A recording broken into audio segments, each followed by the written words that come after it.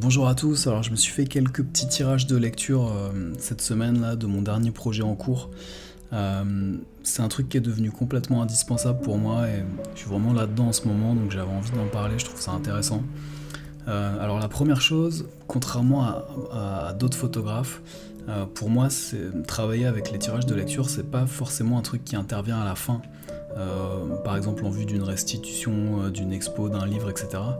Pour moi, c'est vraiment une étape qui fait partie intégrante de mon processus de création, une espèce d'étape de transition où je sais que mon projet n'est pas terminé, je sais que j'ai encore des images à faire, mais j'ai déjà envie d'avoir une espèce de vision globale de ce que j'ai produit pour le moment. Et je me projette déjà dans un objet final, un potentiel objet final. Donc ça me permet plusieurs choses de travailler comme ça. Déjà la première chose c'est de sortir de son écran.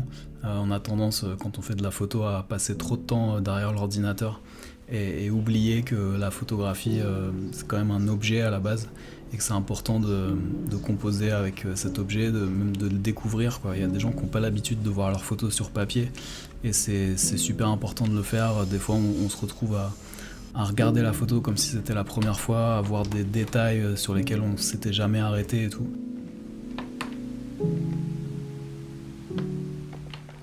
Ça permet de manipuler directement.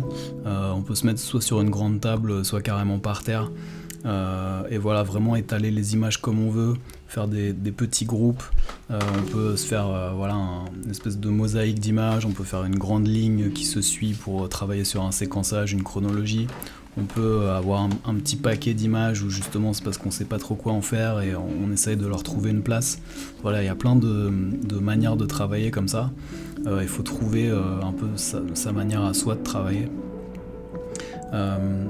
Et donc pour moi, comme je le disais, c'est pas du tout un simple travail de sélection d'images. C'est un truc beaucoup plus expérimental, beaucoup plus profond. C'est un espèce de travail de recherche, d'apprentissage. C'est un truc qui est très libre en fait, où on peut réfléchir à tout ce qu'on veut, tous les axes de réflexion sont permis. On peut réfléchir à des considérations esthétiques, des considérations narratives. Mais l'idée générale derrière tout ça, c'est simplement de faire communiquer les images entre elles en fait. Pour moi, quand je suis là par terre avec mes images, ce que je fais c'est vraiment ça. C'est faire communiquer les images les unes avec les autres, regarder ce qui se passe et essayer de faire sortir quelque chose d'intéressant. Et je trouve ça super intéressant de passer d'une temporalité à l'autre comme ça, parce qu'on fait pas du tout appel aux mêmes choses.